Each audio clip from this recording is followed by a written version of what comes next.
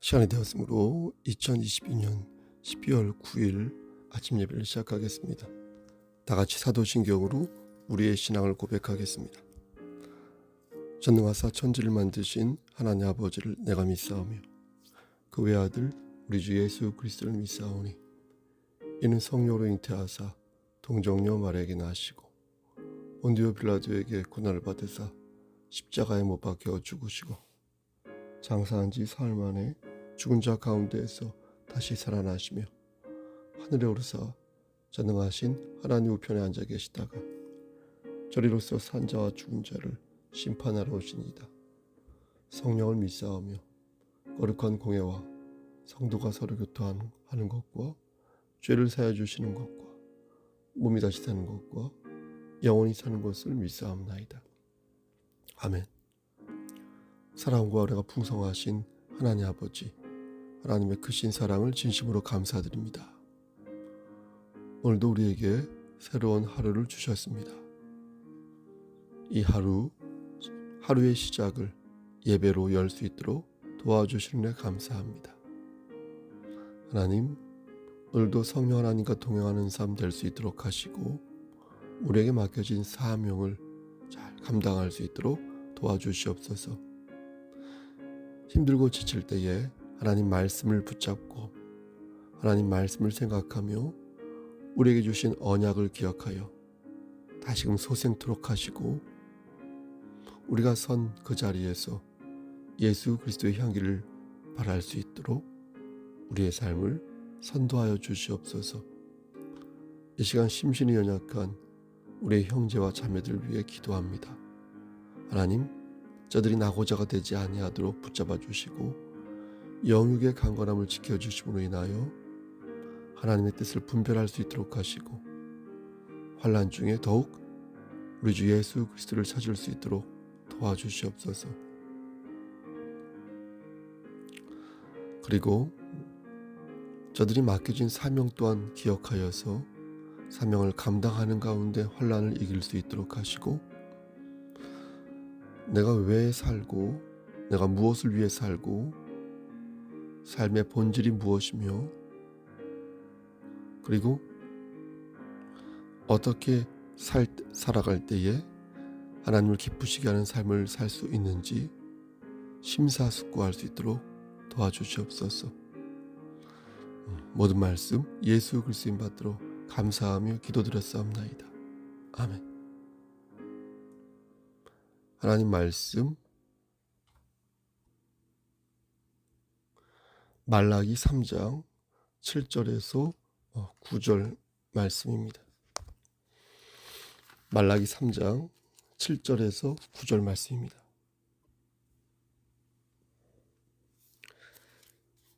(7절입니다)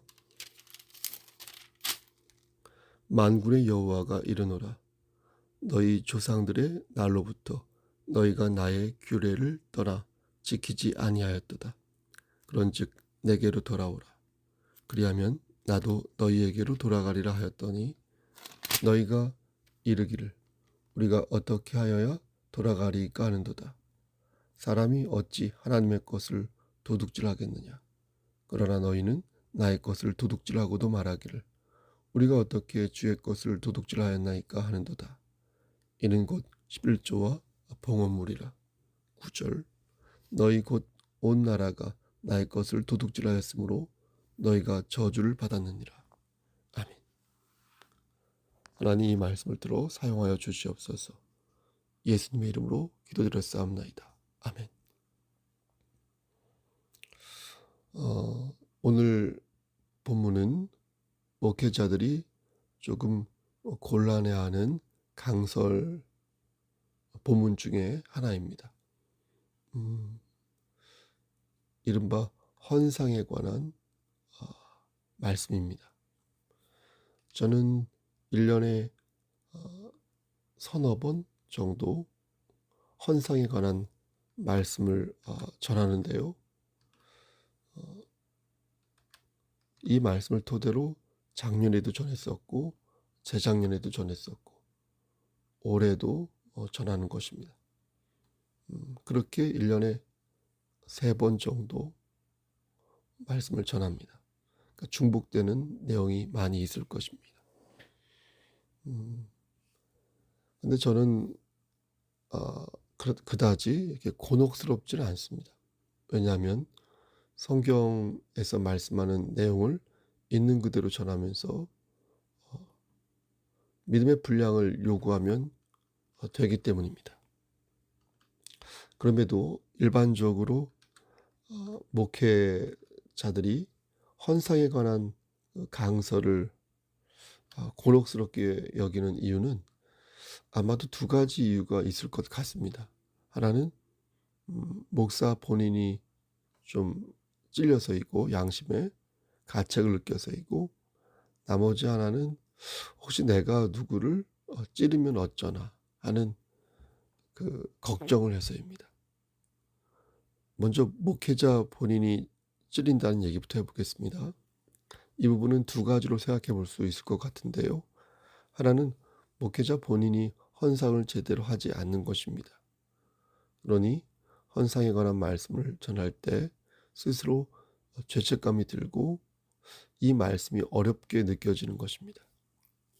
나머지 하나는 목회자 본인이 사례비를 너무 많이 받는 것입니다. 다른 목회자에 비해서 액수가 커서 위화감이 조성될 정도로 많이 받는 것입니다. 그러다 보니 헌상에 대한 말씀을 전할 때 더 이상 왠지 좀 미안하고 쑥스럽고 마음이 불편한 것입니다. 그럼 어떻게 해야 할까요? 단순하고 명쾌합니다. 목회자 본인이 합당하게 헌상하고 합당하게 생활비를 받으면 됩니다. 교회로부터요. 또 교회에요. 그러면 목회자 본인이 찔리는 일은 상당 부분 사라지지 않을까요? 문제는 상대방을 찌르는 경우인데, 목회자가 헌상에 관한 설교를 할 때 혹시나 이것으로 인해 믿음이 약한 자들이 시험에 들면 어쩌나 하는 우려를 하는 것입니다. 이러다 보니 목회자가 헌상에 관한 강설을 할 때마다 성도들의 마음을 살피거나 혹은 눈치를 보게 되는 것입니다. 물론 그렇지 않은 목회자들도 있지만 대부분의 목회자는 성도들의 피땀이 어려있는 그 헌상을 가볍게 생각하지 않습니다. 얼마나 힘들게 해서 번 돈이겠습니까? 저 역시 그렇습니다. 그래서 헌상에 관한 강설을 할 때마다 목회자들은 성도들의 마음을 살핍니다. 하지만 분명한 것은 물질이 있는 곳에 마음이 있다는 것입니다. 교회 공동체의 일원으로서 헌상은 분명 하나 이렇게 목표를 지향하는데 큰 동력을 부여합니다. 콘크리트처럼 마음이 굳은 자는 자신의 것을 내어놓지 않거든요. 그들은 합리적이어서 받으려고도 하지 않습니다. 적당한 거리를 유지하면서 뜨겁지도 않고 차갑지도 않은 맹맹한 그런 신앙생활을 견지합니다. 하지만 저는 그들에게도 성령 하나님의 감화가 있을 것이라고 믿습니다. 하나님에게 속한 지체는 때를 따라 역사하시는 하나님의 은혜를 피할 수 없기 때문입니다. 우리는 다양한 방법으로 하나님의 은혜에 대한 감사의 마음을 표할 수 있습니다. 그래서 우리는 하나님께 바치는 예물을 헌신하는 마음으로 드린다고 하여 헌상이라고 표현하는 것입니다. 그러니까 내가 이제부터 하나님께 헌신하려고 하는데 그것을 물질로, 돈으로 표현하는 것이 바로 헌금인 것입니다. 우리가 하나님께 헌신해야 하는 이유가 무엇입니까? 그 이유는 하나님께서 우리와 체결하신 언약이 너무나 감사한 거예요. 그래서 그렇게 하는 것입니다. 우리를 위해 독생자 예수 그리스도를 보내주셨고 그를 믿는 자에게 영원한 안식과 생명을 허락하셨으므로 예수를 영접한 자는 그것에 감사하지 않을 수가 없는 것입니다. 지옥에서 천국으로 가게 되었지 않습니까? 그리고 마귀의 그늘에서 성령 하나님의 품으로 가게 되었는데 어찌 감사하지 않을 수 있겠습니까? 우리는 하나님과 맺은 언약을 생각하며 그 언약을 증표하는 그런 과정에서 하나님께 헌신하는 모습으로 우리가 이렇게 하나님께 헌상을 드리는 것입니다. 이미 다 이해하셨겠지만 예를 들어 한 번 더 설명하겠습니다. 내가 사랑하는 여자와 결혼을 하려고 합니다. 그 여자와 결혼하려 하는 이유는 그 사람을 사랑하기 때문에.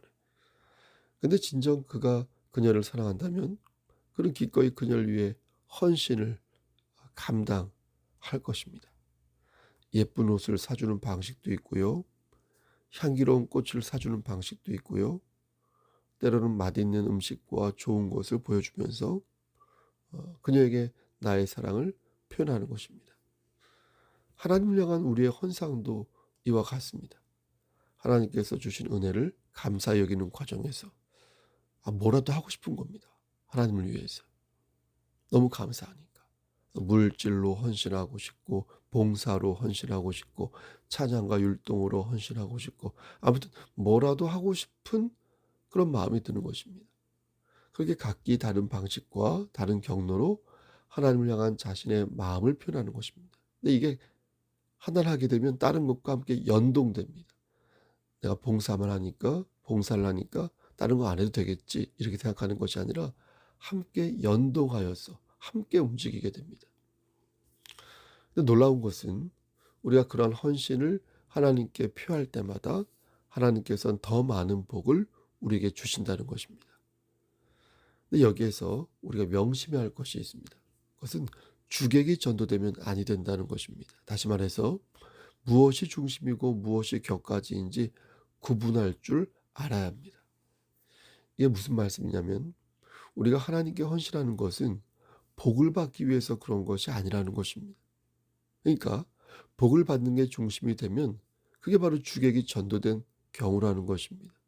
우리가 하나님께 헌신하는 이유는 복을 받기 위해서 그런 것이 아니라 하나님께서 우리에게 주신 언약이 너무나 감사해서 그 느낌 그대로 우리의 진심을 부족하나마 보이는 것입니다.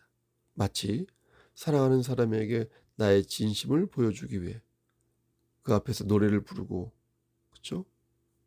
시를 쓰고 또 애교를 이렇게 떠는 것처럼 하나님을 향한 우리의 헌상도 그러한 의미를 갖는 것입니다. 한 번 더 강조합니다. 우리가 드리는 헌상은 헌신하는 마음의 일환이며 그 의미는 하나님과 맺은 언약에 대한 감사의 마음이라는 것을 여러분 꼭 기억하시기를 소원합니다. 이제 오늘 본문을 토대로 11조에 대해서 말씀드리겠습니다. 오늘 본문 8절 말씀을 보면 하나님께서 이스라엘 백성들에게 이렇게 말씀하십니다. 사람이 어찌 하나님의 것을 도둑질하겠느냐. 그러나 너희는 나의 것을 도둑질하고도 말하기를 우리가 어떻게 주의 것을 도둑질하였나이까 하는도다. 이는 곧 11조와 봉헌물이라. 어떤 분이 이런 질문을 하였습니다. 목사님, 11조를 어떻게 내야 하는 겁니까? 생활비를 뺀 가운데에서 10의 1조를 내야 하는 겁니까? 아니면 생활비를 포함한 상태에서 10의 1조를 내야 하는 겁니까? 저는 그분에게 이렇게 말했습니다. 선생님이 가지고 있는 믿음의 분량대로 내십시오. 마음만 먹으면 얼마든지 10의 1조를 조정할 수 있습니다. 어떤 때는 생활비를 빼서 계산할 수도 있고 어떤 때는 수술비를 빼서 계산할 때도 있고 어떤 때는 경조사나 자녀들의 교육비를 빼고 계산할 수도 있습니다. 마음만 먹으면 얼마든지 줄였다 늘렸다 할 수 있으니 저에게 그대의 선생님의 마음이 지금 어떠한지 물어보지 마시고 저는 모르지 않습니까? 그러므로 선생님이 가지고 있는 믿음의 분량대로 하나님께 바치십시오. 근데 단 한 가지 이 사실만큼은 꼭 기억하였으면 좋겠습니다. 바로 11조의 정신이니 그것은 11조의 의미라고도 말할 수 있겠습니다. 11조의 정신이 무엇입니까? 11조의 정신은 하나님께서 우리를 살리시고 우리를 자녀로 삼아 주셨음을 감사하는 것입니다. 그런 마음을 가지고 소득의 일부를 바치는 것이니 반드시 기쁨과 순종의 마음으로 헌상을 하였으면 좋겠습니다. 라고 말해 주었습니다. 여러분, 헌상할 때 중요한 것은 헌상의 의미를 바로 아는 것입니다. 하나님께서는 우리의 생각을 읽으시면서 우리의 헌상을 받으십니다. 아벨과 가인의 생각을 읽으신 것처럼 우리의 생각도 읽으십니다. 안 읽으시겠습니까? 당연히 읽으시죠. 그러므로 도식적으로 막 계산기를 두드리며 10분의 1을 짜맞추기보다 믿음의 분량에 맞추어, 여러분들이 가지고 있는 믿음의 분량에 맞추어 하나님을 향한 나의 헌신을 고스란히 바치는 데에 집중하는 것이 더 큰 의미가 있는 것입니다. 여러분, 왜 천지를 창조하신 하나님께서 우리에게 11조와 복음을 명령하셨을까요? 만물의 주제이신 창조주 하나님께서 돈이 필요할 일은 만무하지 않겠습니까? 근데 왜 우리에게 11조와 복음을 명령하신 것일까요? 보십시오. 그것은 교회라는 공동체를 바르게 이끌어가기 위해서 그런 것입니다. 민수기 18장 말씀을 보면 제사장과 레위인의 직무에 대해 말씀하시며 교회가 그들의 생계를 보존해 주어야 한다고 말씀합니다. 그들은 하나님의 일을 전적으로 맡아 행하면서 책임을 가지고 성실히 수행해야 하는 위치에 있으므로 교회는 제사장과 레위인의 몫을 떼어주어 그들이 집중할 수 있도록 힘써야 한다는 것입니다.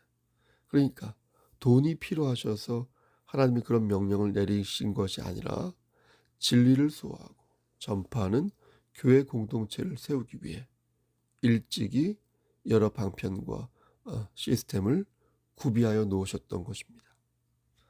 사랑하는 우리 송석교회 성도 여러분, 우리는 다양한 방법으로 하나님께 헌신을 할 수 있습니다.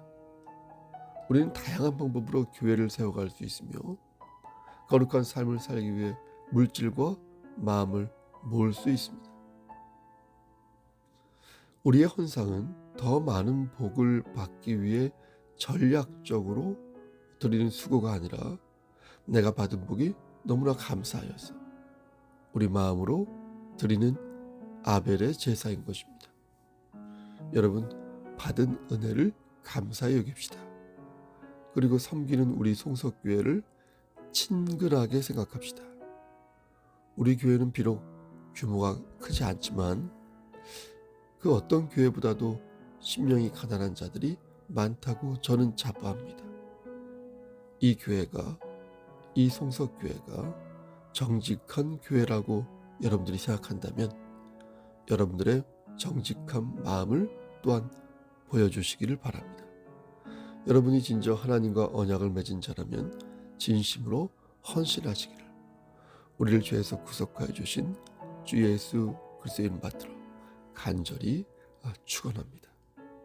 아멘.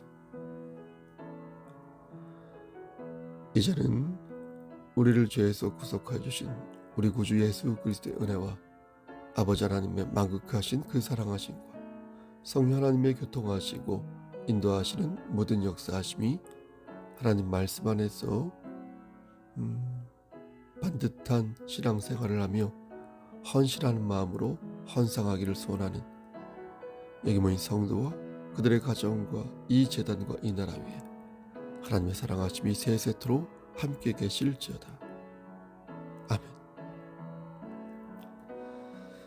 예배를 마쳤습니다. 오늘은 금요일입니다. 여러분 건강 유의하시고요. 코로나 확진자가 한 5, 6만 명씩 나오는 것 같은데 여러분 조심하시기를 바랍니다. 무슨 일 있으면 연락 주시고요. 신방을 원하시는 분은 언제든 연락 주시길 바랍니다. 저는 몸 상태가 괜찮습니다. 걱정하지 마시고 연락 주시면 신방하도록 하겠습니다.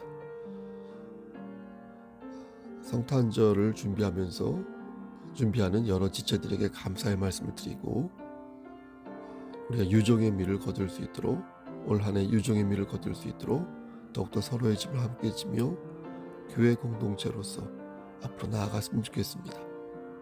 여러분, 오늘도 힘찬 하루 되십시오. 샬롬.